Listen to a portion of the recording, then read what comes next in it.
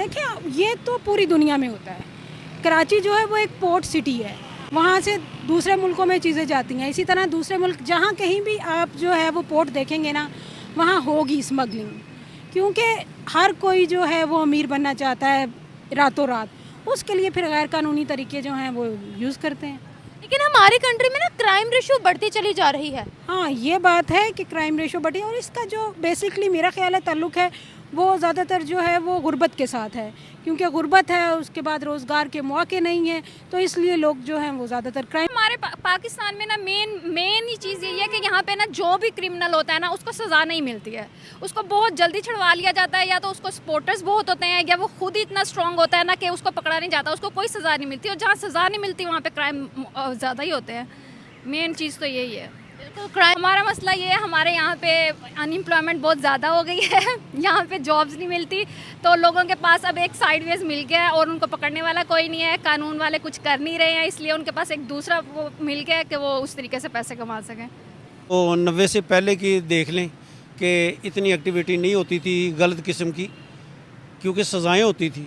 General Zia का दौर था तो महंगाई भी कोई इतनी ज़्यादा नहीं थी, खुशहाल थे सारे। जैसे ही जमहूरियत आई है, इस जमहूरियत ने बेड़ा गर्क करके रख दिया है, हर चीज़ ऊपर गई है, नशावर चीज़ें भी आम हो गई।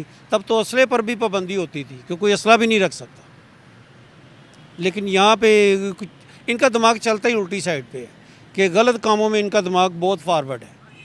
सही काम में ये अगर अपना दिमाग लगाएं तो पाकिस्तानी कौम किसी से कम नहीं है। रहे हैं वो सारे उसका लें, लेकिन ये कि हमें अपने मुल्क को, अपने पाकिस्तान को स्टेबल करना है, हमें उसे आगे लेके जाना है। हम और इस तरह की जंगें मज़ीद बर्दाश्त नहीं कर सकते। आप देख लें 3 साल पहले, 2.5 साल पहले जो मामलात हुए, कितनी मुश्किल से हमने दहशतगर्दी से जान छुड़ाई, कितने नौजवान, कितने फ़ौजी हमारे शहीद हुए, कितने हमारे जो है पुलिस के नौजवान शहीद हुए। उनकी माएँ अभी तक रो रही हैं, उनके बच्चे अभी तक यतीम हैं। क्यों? कि हमने वो अपना ज़माना नहीं देखा। अब क्या दोबारा हम उस जंग में जाना चाहते हैं? मेरी रिक्वेस्ट है तमाम जो हुकूमती अदारे हैं, दोनों तरह का होता है।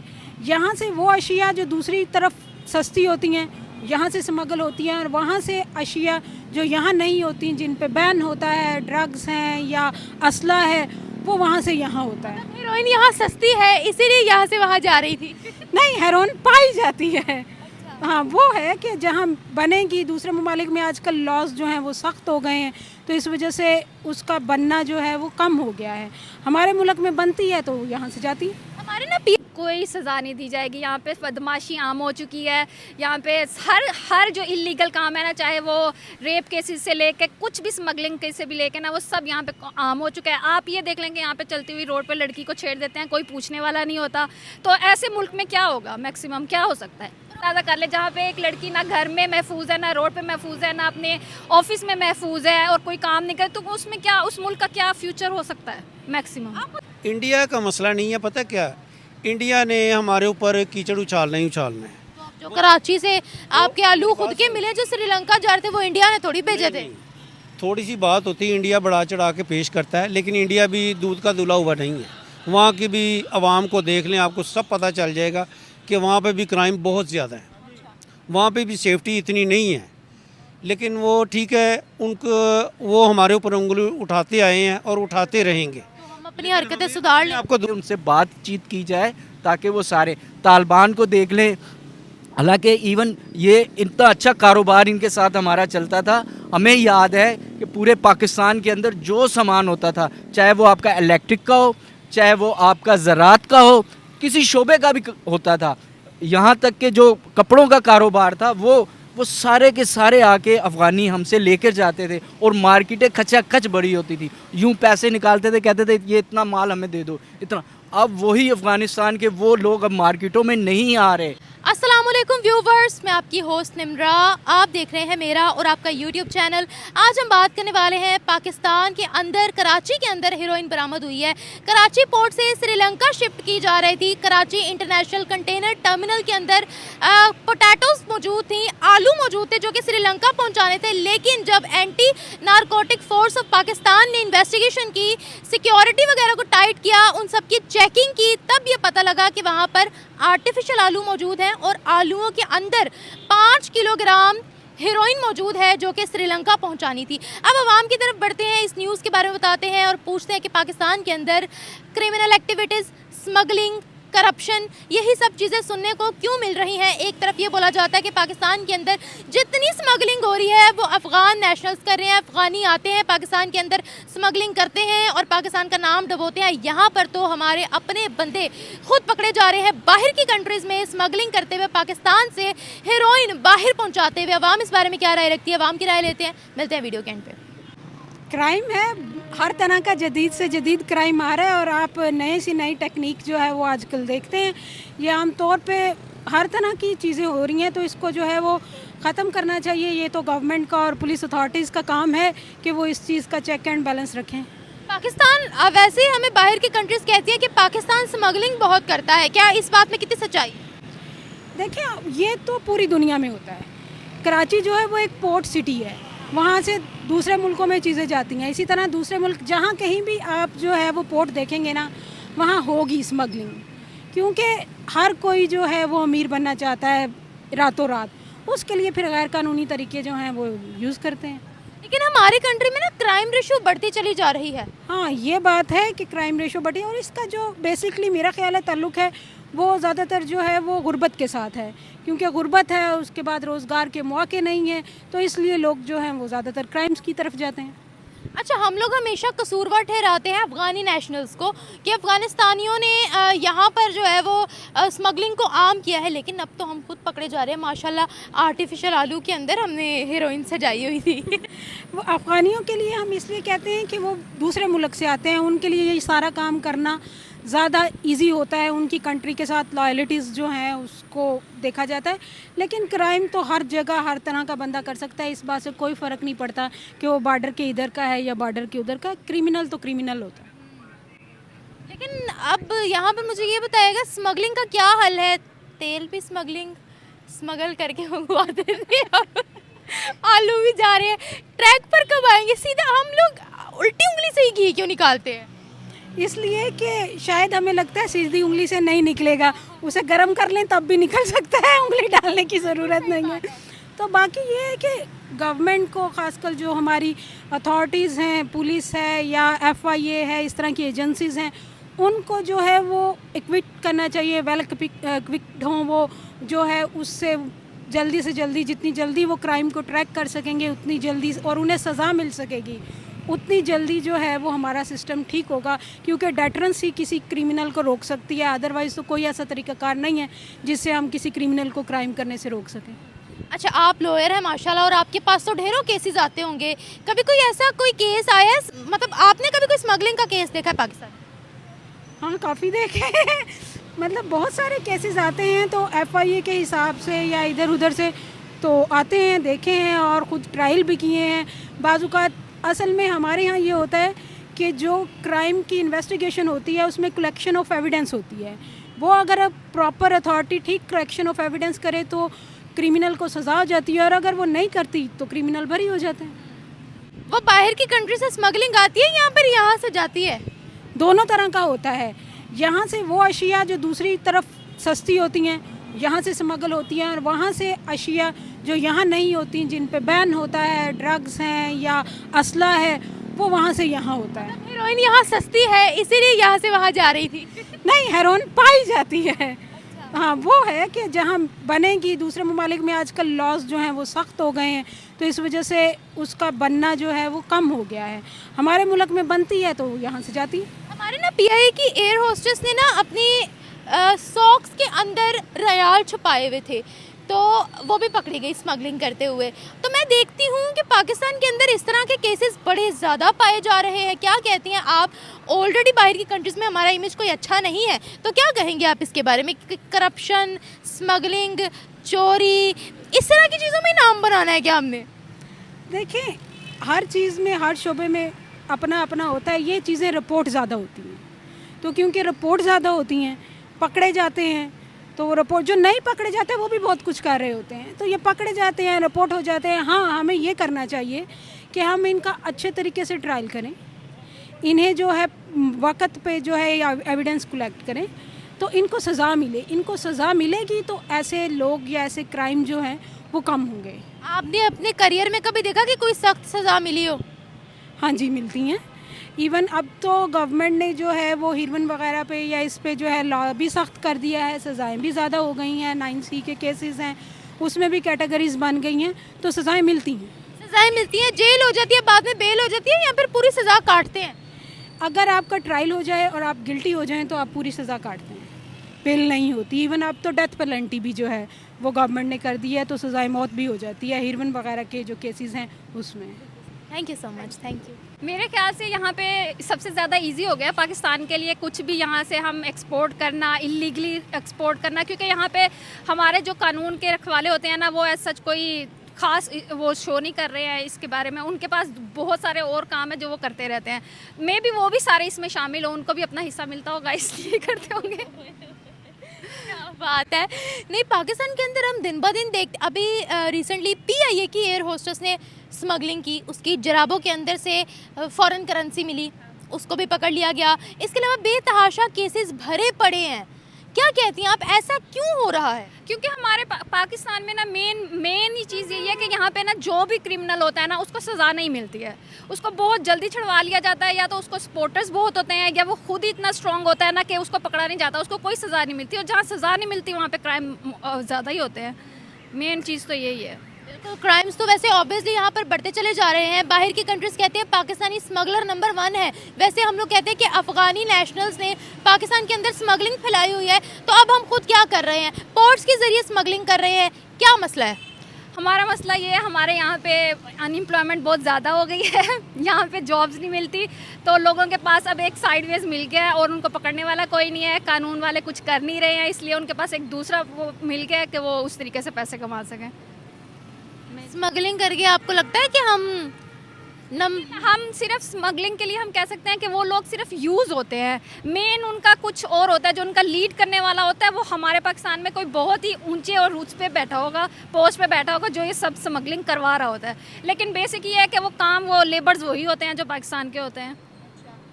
लेकिन करवा तो कोई और ही रहा होता है ना। मतलब इतना आप देखेंगे पाकिस्तान कराची पोर्ट से स्मगलिंग हो गई है, तो कुछ तो ऐसा था ना कि वो इतना सारी सिक्योरिटी से गुजर के गए हैं, तो कौन करवा रहा है? मेन चीज़ यहीं से पता चल जाती है कि उनके हैं कोई पीछे, स्ट्रांगली उनका है बैकग्राउंड, जभी तो वो इतना इजीली कर सकते हैं स्मगलिंग। क्या बात है, यहाँ से स्मगलिंग ज़्यादा होने लगी है, चीज़ें सस्ती हो गई हैं या पाकिस्तान के अंदर? जो कभी हम कुछ देख रहे हैं स्मगल हो रहा है, कभी कुछ स्मगल हो रहा है। नहीं, पाकिस्तान में सारी चीज़ें महंगी हो गई है, इसलिए भेज रहे हैं बाहर। इसलिए भेज रहे हैं। हाँ हाँ, कानून वाकई में सस्ता हो गया है यहाँ पे। ये बताएगा अब आपको इन द फ्यूचर क्या नजर आता है, उनको कोई सजा दी जाएगी या नहीं दी जाएगी? नहीं, कोई सज़ा नहीं दी जाएगी। यहाँ पे बदमाशी आम हो चुकी है। यहाँ पे हर जो इलीगल काम है ना, चाहे वो रेप केसेस से लेके कुछ भी स्मगलिंग केस से भी लेके ना, वो सब यहाँ पे आम हो चुका है। आप ये देख लेंगे, यहाँ पे चलती हुई रोड पे लड़की को छेड़ देते हैं, कोई पूछने वाला नहीं होता। तो ऐसे मुल्क में क्या होगा, मैक्सिमम क्या हो सकता है? प्रोग्राम करते हुए लोग गंदी गंदी बातें बोल जाते हैं, छेड़ जाते हैं। तो आप यहीं से अंदाज़ा कर ले, जहाँ पे एक लड़की ना घर में महफूज है, ना रोड पे महफूज है, ना अपने ऑफिस में महफूज है, और कोई काम नहीं करे, तो उसमें क्या, उस मुल्क का क्या फ्यूचर हो सकता है मैक्सिमम? आप मुझे बताइए, पाकिस्तान का कौन सा इंस्टीट्यूट है जो करप्शन के बगैर चल रहा है? मुझे तो नहीं लगता कि कोई भी है। चाहे वो एक PN भी होगा ना, तो उसको उसकी सैलरी इतनी होगी कि उसका नहीं गुजारा हो रहा होगा, तो वो भी अपने तरीके से ना कुछ कर रहा होगा इलीगल, वो भी कुछ ना कुछ कर रहा होगा। अच्छा, ये तो स्मगलिंग की वैसे बात रही, लेकिन हमारे ट्रेडर्स की तरफ से जो बाहर चीज़ें एक्सपोर्ट की जाती थी, फॉर एग्जांपल मैं यहाँ फ्रूट्स की मिसाल दूंगी। आम एक्सपोर्ट किए जाते थे, वो ऊपर ठीक और नीचे सारे सड़े हुए आम भेजे जाते थे। चावल जो एक्सपोर्ट किया जाता था, वो ऊपर ठीक और नीचे प्लास्टिक का चावल होता था, जिसके बाद उन्होंने पाकिस्तान से चीज़ें लेना बंद कर दी। अब ये स्मगलिंग की तो क्या मतलब है कि ईमानदारी जज्बे वाली कौम के अंदर ख़त्म हो गई है? हाँ जी, बिल्कुल ख़त्म हो गई है। यहाँ पे कोई ईमानदारी नहीं है, यहाँ पे हर चीज़ करप्शन पे है। बस ये तो चलो एक्सपोर्ट की बात है, यहाँ पे आप पाकिस्तान में कुछ चीज़ लेने भी जाएंगे ना, वहाँ पे भी आपको मिलावट मिलेगी, वहाँ पे भी आपको ना वो चीज़ें नहीं मिलेगी। एग्जाम्पल, जैसे आप ये राइस वगैरह की बात करिए, चीनी की बात करिए, अगर आप राइस दालें भी देख लेना, उसके अंदर आधी से ज़्यादा तो ख़राब दाल होगी, या उसके अंदर कंकर मिक्स होंगे, या उसके अंदर सब कुछ ये मिक्सअप होता है, वहाँ पे वो भी सही चीज़ें नहीं मिलती। Thank you so much. ये पता क्या, ये ज़्यादातर काम जो है ना वो सिंध से ही होता है। सिंध के वज़ीर जो हैं वो काफ़ी कंट्रोल करते हैं, लेकिन इनसे कंट्रोल हो नहीं रहा किसी से, क्योंकि ये हालांकि जहर है, चाहे हमारे मुल्क में आए या हमारे मुल्क से किसी दूसरे मुल्क में जाए, ये हर बच्चे के लिए जहर है। उनके माँ बाप के दुख नहीं देखे जाते। जब वो को बच्चा ऐसी लत में लग जाता है ना, तो फिर वो उनके माँ बाप की हालत देखने वाली होती है कि वो कुछ कह भी नहीं सकते, मार भी नहीं सकते। इसलिए ना ये चीज़ जितनी सख्ती से कंट्रोल की जाए वो उतना ही ज़्यादा अच्छा है। लेकिन सर मुझे यहाँ पर ये बताएगा कि स्मगलिंग हमारी कंट्री से हो रही है, बाहर श्रीलंका आलू जा रहे थे ना, तो इसके पीछे की आपको क्या वजह लगती है कि मुल्क में क्राइम्स ही क्राइम्स, क्राइम्स ही क्राइम्स? मसला ये है कि इसमें मिली भगत से होता है ये सारा काम। क्योंकि हम अगर अपने बारे में सोचें ना कि हम एक चीज़ अगर एयरपोर्ट पे जाते हैं तो ले जाना चाहते हैं तो हमें तो फौरी पकड़ लिया जाता है। ये मिल मिला के ही होता है। जब तक ये स्टाफ जो होता है जिन्होंने चेकिंग करनी होती है वो ठीक नहीं होंगे, ये कभी भी कंट्रोल नहीं होगा। इसलिए इनका सही होना, मेरे ख्याल में पिछले दिनों में एक ऑनरेबल जज थे, उन्होंने हलफ लिया कुरान पाक पे। तो गवर्नमेंटी पब्लिक ऑफिस होल्डर जितने भी हैं उनको चाहिए कि कुरान पाक के ऊपर ना हलफ लें, ताकि वो अगर उसकी हलफ की खिलाफ वर्जी करें तो उनको सज़ा के लिए अदालतों में धक्के ना खाने पड़े। उनकी सीधा सज़ा पहले तयन की जाए कि इनको ये सज़ा मिलेगी अगर इन्होंने कुरान पाक की खिलाफ वर्जी की आइन की। अच्छा मुझे यहाँ पर ये बताइएगा, हम हमेशा कहते हैं कि अफ़गान नेशनल से स्मगलिंग आम किया है पाकिस्तान के अंदर, तो यहाँ तो हम खुद पकड़े जा रहे हैं। क्योंकि हम दूसरों पे ज़्यादा उंगलियां उठाते हैं, अपनी तरफ कम ही देखते हैं। क्योंकि जो दूसरों की तरफ एक उंगली करता है वो 3 उंगलियां अपनी तरफ होती हैं। ये चीज़ सोचनी चाहिए कि पहले अपने आप को ठीक करना चाहिए। अपने यहाँ पे स्टूडेंट हमारे यूनिवर्सिटियों में भी सुना है मैंने, खबरों में आमतौर पे ये चीज़ करते हैं, हाँ। करते हैं, तो होना नहीं चाहिए। छोटे छोटे बच्चे मैं देखता हूँ कि वो स्मोक कर रहे होते हैं, यहाँ भी फिर रहे होते हैं, अभी मूछें भी दाढ़ी भी नहीं आई होती उनकी, वो फ़िल्टर पी रहे हैं, शीशा पी रहे हैं जी, वो फैशन समझते हैं। ये पीछे ये यहाँ पर सारे नशाई बैठे होते हैं। बिल्कुल ऐसा ही है। लेकिन ये ना, मैं किसी टाइम पे ना दरबार से भी गुजरता हूँ ना, तो वहाँ पे जो नशई बैठे होते हैं या लेटे होते हैं ना, तो मेरे जहन में एक ही चीज़ आती है, वो ये है कि जब ये बच्चा पैदा हुआ था इसके माँ बाप ने मिठाई बांटी होगी कि हमें अल्लाह ने बेटा दिया है। आज बेटा किस हाल में पड़ा हुआ है, माँ बाप का इसमें कोई कसूर नहीं है। कोई माँ बाप ये नहीं कहता कि ये लो आप सिगरेट पियो या नशा करो, ऐसा मैंने आज तक देखा नहीं है। लेकिन ये सिर्फ तालीम की कमी की वजह है। और सबसे बड़ी मैं एक मैसेज वैसे भी देना चाहता हूँ कि कोई भी हुकूमत हो, कोई भी, उनको ये 2 लेक्चर एक्स्ट्रा देने पड़ेंगे। एक तो हमारे प्राइमरी के बच्चों से लेके यूनिवर्सिटी तक एक लेक्चर होना चाहिए इस चीज़ पे कि इखलाकियात पे, और एक लेक्चर होना चाहिए कवानीन पे कि हमने कानून नहीं तोड़ना, उस पर अमल करना है। तो फिर 20 साल के बाद इसका रद्द-ए-अमल सामने आएगा और एक अच्छी कौम सामने आ सकती है। हमें इलीगल एक्टिविटीज़ में ही क्यों याद किया जाता है? कोई अच्छा काम हो, आईटी से रिलेटेड, एजुकेशन से रिलेटेड, बिजनेस से रिलेटेड, उसमें कभी हमें याद नहीं किया जाता। इलीगल एक्टिविटीज़ में ही क्यों? क्योंकि हमारे यहाँ पे जो पाकिस्तानी है ना, उनका सिस्टम ये है कि वो ना, उनका दिमाग चलता ही उल्टे कामों में है। क्योंकि अगर आपने सोच ही ऐसी रखनी है कि यहाँ से हमारी 30,000 सैलरी आ रही है तो ऊपर से हमें कितनी आएगी, ये ऊपर वाला काम है ना जो, ये इनलीगल ही है। तो ज़्यादातर तो काम ही यही चल रहा है कि एक्स्ट्रा क्या है। तो 2 नंबर तरीके पे हमारे दिमाग बहुत चलते हैं, 1 नंबर पे कोई चलना चाहता ही नहीं है। अगर कोई चलता है तो उसका मजाक उड़ाया जाता है। इंडिया ने बहुत दफ़ा कहा है कि इनके ड्रोन्स के ज़रिए यहाँ पर हीरोइन वगैरह पकड़ी जाती है। रिसेंटली पंजाब में पकड़ी गई थी, क्या कहते हैं? इंडिया का मसला नहीं है, पता क्या, इंडिया ने हमारे ऊपर कीचड़ उछालना ही उछालना है। जो कराची से आपके आलू खुद के मिले जो श्रीलंका जा रहे थे, वो इंडिया ने थोड़ी भेजे थे। थोड़ी सी बात होती है, इंडिया बढ़ा चढ़ा के पेश करता है, लेकिन इंडिया भी दूध का दूल्हा हुआ नहीं है। वहाँ की भी आवाम को देख लें, आपको सब पता चल जाएगा कि वहाँ पे भी क्राइम बहुत ज़्यादा है, वहाँ पे भी सेफ्टी इतनी नहीं है। लेकिन वो ठीक है, उनको वो हमारे ऊपर उंगली उठाते आए हैं और उठाते रहेंगे। तो हम अपनी हरकतें सुधार लें। आपको दुरुस्त करना चाहिए। कभी किसी स्मगलर को यहाँ सज़ा दी गई है? इसमें पता क्या, स्मगलर को अगर पकड़ना हो ना, मंशियात फरोश को, किसी को भी, इसकी मेन चीज़ है कमज़ोरी या पुलिस की। उसकी वजह ये है कि पुलिस को अगर पता है एक सिगरेट पी रहा है, उसके बाद थोड़ी सी चीज़ बरामद हो जाती है, नशावर चीज़, उसको पकड़ लेते हैं। जहाँ से वो लेके आया उसको नहीं पकड़ते, वहाँ से वो यही सिस्टम फिल्मों में देखते हैं कि वहाँ से मंथली लेते हैं, इनसे भी ले लेते हैं। तो ये चीज़ पुलिस को चाहिए कि जहाँ से ये चीज़ मिलती है वहाँ पे रेड करें, उनको सील करें। उनको सील करेंगे तो ये खुद ब खुद कंट्रोल होगी। और ये मेरे ख्याल में इनके पीछे बड़े हाथी होते हैं, गरीब बंदा तो ऐसा काम भी नहीं कर सकता, क्योंकि अगर गरीब बंदा ऐसा काम करेगा, अगर वो पकड़ा गया तो वो उसकी तो ज़मानत ही नहीं होगी इतनी जल्दी। और कुछ नहीं, मुझे बताया ना, इस तरह की इलीगल एक्टिविटीज़ करके लोग गरीब रहते नहीं है ना। तो फिर क्या फ़ायदा ऐसी इनलीगल एक्टिविटी का कि आधे से ज़्यादा सरमाया तो फिर उनका थानों कचहरियों में लग जाता है। हाँ, तो ये देखिए ना, इसीलिए तो हम पूरी दुनिया में बदनाम है। यूएई हमें अच्छा नहीं समझता, सऊदीया अच्छा नहीं समझता, वो कहते हैं ही क्रिमिनल्स। क्रिमिनल पता क्या है, इन्होंने अपना रिकॉर्ड खुद ख़राब किया है। पहले भी तो 1990 से पहले की देख लें कि इतनी एक्टिविटी नहीं होती थी गलत किस्म की, क्योंकि सज़ाएं होती थी।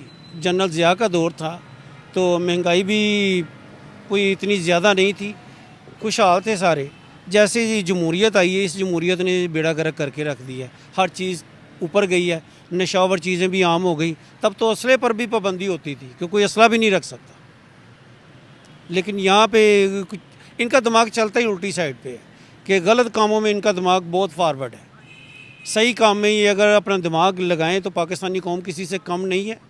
इनको ज़रूरत है सिर्फ अपना रास्ता दुरुस्त करने की। तो 90 से पहले की देख लें कि इतनी एक्टिविटी नहीं होती थी गलत किस्म की, क्योंकि सज़ाएं होती थी। जनरल ज़िया का दौर था तो महंगाई भी कोई इतनी ज़्यादा नहीं थी, खुशहाल थे सारे। जैसे ही जमहूरियत आई है, इस जमहूरियत ने बेड़ा गर्क करके रख दिया है, हर चीज़ ऊपर गई है, नशावर चीज़ें भी आम हो गई। तब तो असले पर भी पाबंदी होती थी कि कोई असला भी नहीं रख सकता, लेकिन यहाँ पे इनका दिमाग चलता ही उल्टी साइड पे है कि गलत कामों में इनका दिमाग बहुत फारवर्ड है। सही काम में ये अगर अपना दिमाग लगाएं तो पाकिस्तानी कौम किसी से कम नहीं है। इनको ज़रूरत है सिर्फ अपना रास्ता दुरुस्त करने की। Thank you so much. Even कि पाकिस्तान की जो अपनी 12,000 कंपनी है, जिसमें मल्टीनेशनल कंपनी है, वो भी आप कूच कर गई हैं, पाकिस्तान छोड़कर दुबई में शिफ्ट हो गई हैं। तो पाकिस्तान में तो ये हाल है कि जो यहाँ के ताजर हैं आज देख ले, और पूरे मुल्क में हड़ताल है। और यकीन करें, मैं सुबह से मार्केट में बैठा हूँ, मैंने कोई बंदा आके ये नहीं देखा जिसने कहा जी दुकानें बंद करें। हालांकि पहले ऐसे होता था, अगर हड़ताल की कॉल आती थी तो सबसे पहले लोग जो हड़ताल करने वाले होते थे वो आ जाते थे, भाई दुकानें बंद कर दो, बंद कर दो, बंद कर दो। इस दफ़ा किसी ने भी नहीं कहा, लेकिन मार्केटें बंद पड़ी हुई हैं। ये कितना बड़ा नुकसान है। और पाकिस्तान के जो हालात हैं वो आपके सामने ही हैं। 100 तकरीबन कोई 70-80 बंदे जो हैं वो बलूचिस्तान के अंदर जो है वो 130 हैं जी, पाकिस्तान इधर बलूचिस्तान के अंदर बेचारे शहीद हो गए हैं। हमारे ही मुसलमान हैं। असल में हम एक यकजा होकर क्यों नहीं सोचते? हम क्यों ये सोचते हैं कि वो पंजाबी है, वो सिंधी है, वो बलोची है? हम सब जो हैं एक मुसलमान हैं, और मुसलमान को अल्लाह पाक ने फरमाया है कि ये एक मानंद होते हैं, एक उम्मत है। इसमें कोई ज़बान की तफरीक नहीं है, कोई कौमियत की तफरीक नहीं है। इसलिए अल्लाह के नबी सल्लल्लाहु अलैहि वसल्लम के ज़माने में अगर कोई शख्स कौमियत का या ज़बान का नारा लगाता था, आप उसी टाइम उसको जो थे तंबीह फरमाते थे कि ऐसा हरगिज़ ना बोलो, हम एक उम्मत हैं। बलूचिस्तान वाले भी, वो भी महरूमियों का शिकार हैं। जितने भी सियासतदान आए हैं उनको चाहिए ये महरूमियाँ ख़त्म की जाएं। इवन सिंध के अंदर देख लें, जो एक सूबा है सिंध के अंदर एक ऐसा शहर है सांगड़, वहाँ पर 45-47 अमवात हो चुकी हैं 2 माह के अंदर, खुदकुशियाँ हो गई हैं। ये क्या है? पूरे पाकिस्तान में क्या चल रहा है? सब खैबर पख्तूनख्वा में देख लें, वहाँ के लोग, वहाँ पे पश्तून मामला, ये मामला जो सीधा होगा ये प्यार मोहब्बत से होगा। हम उन्हें बुलाएं, जो लोग हैं हम उनसे पूछें कि आप क्या चाहते हैं।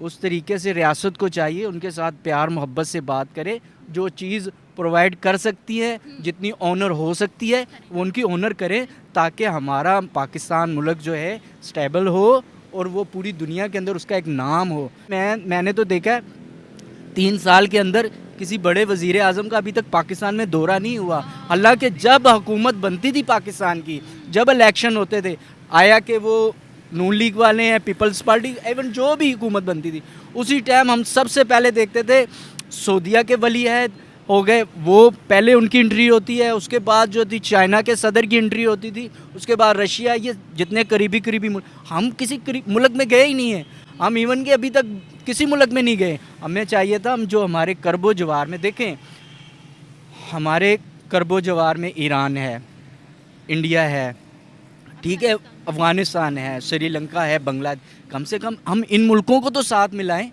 ये तो हमारे घर के हैं ना एक किस्म के, और जो इंडिया है ये देख लें कि हम ही उनसे जुदा हुए, वो हमसे जुदा हुए, पहले तो एक ही था, लेकिन हम उनको साथ मिलाएं, प्यार मोहब्बत से उनको भी मिलाएं। उसके बाद जो हमारे पाकिस्तान के अंदर क्राइसिस चल रहे हैं, जो पार्टियां और जो लोग दहशतगर्दी फैलाना चाह रहे हैं, वो आम पाकिस्तानियों को ज़बान की बलि चढ़ा रहे हैं कि वो फ़लाना पंजाबी है, फ़लाना पश्तून है।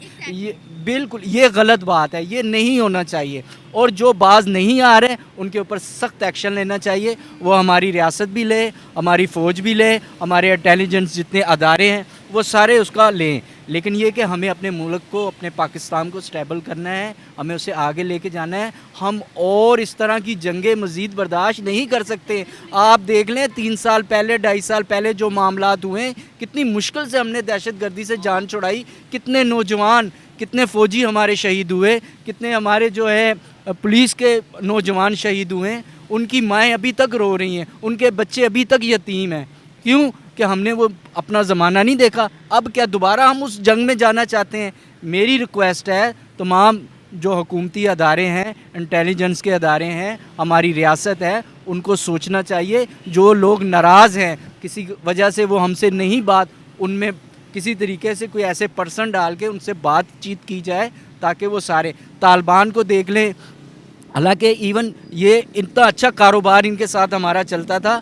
हमें याद है कि पूरे पाकिस्तान के अंदर जो सामान होता था, चाहे वो आपका इलेक्ट्रिक का हो, चाहे वो आपका ज़राअत का हो, किसी शोबे का भी होता था, यहाँ तक कि जो कपड़ों का कारोबार था वो सारे के सारे आके अफ़गानी हमसे लेकर जाते थे, और मार्केटें खचाखच बड़ी होती थी। यूँ पैसे निकालते थे, कहते थे ये इतना माल हमें दे दो, इतना। अब वही अफ़गानिस्तान के वो लोग अब मार्केटों में नहीं आ रहे। हमारे काम अक्सर, हमारा ज़्यादा बजट जो हमें मिलता था वो अफ़गानिस्तान से मिलता था, लेकिन वो भी हमसे दूर हो गए हैं। हमारी खारजा पॉलिसी जो है वो अच्छी से अच्छी होनी चाहिए, हमारी मुल्क की गवर्नेंस अच्छी होनी चाहिए, ताकि हम अपने मुल्क के अंदर भी आगे बढ़ें और जो बाहर के लोग हैं वो भी हमें अपने साथ मिलाएं। जब पाकिस्तान में कुछ होगा तो ये आएंगे, लेकिन हम पाकिस्तान को निचोड़ लेंगे, खा लेंगे, इनका बेड़ा गर्क कर देंगे, फिर कौन आएगा यहाँ पर? फिर कोई नहीं आएगा, फिर यहाँ के लोग भागेंगे। आज ही मैं देख रहा था कि तकरीबन रोज़ाना की तादाद पे 50,000 पासपोर्ट बनते हैं पासपोर्ट ऑफिस में, जिसमें से अगर आप मंथली लगाएं तो 15 लाख बनता है बंदा जो जाना, जिनमें से कमोबेश लाख 1.5 लाख तो पहुंच ही जाता होगा, निकल ही जाता होगा। तो ये क्यों इस तरह का मामला है? क्यों हमारे मुसलमान, हमारे पाकिस्तानी, हमारे नौजवान इस मुल्क से इतना बेजार हो चुके हैं? इसलिए हमारी रियासती अदारों को इस बारे में सोचना चाहिए, और हमें जो है एक मुस्बत एक कदम उठाना चाहिए, ताकि हम जो है बाहर के ममालिक हमारे पास आएँ। हमारी अपनी जो यहाँ पे लोग हैं, जो ऑलरेडी जो कंपनियाँ थी वो चली गई हैं। टोटल को देख लें, शेल को देख लें, आप टेलीनार कंपनी को देख लें, ये बड़ी बड़ी नेशनल मल्टीनेशनल कंपनियाँ छोड़ के चली गई हैं। तो इसलिए मेरी गुजारिश ये है कि हमें सोचना चाहिए इस मामले में, हर मामला हमें देखना चाहिए ऊपर से नीचे तक, तभी ये मामला हल होंगे।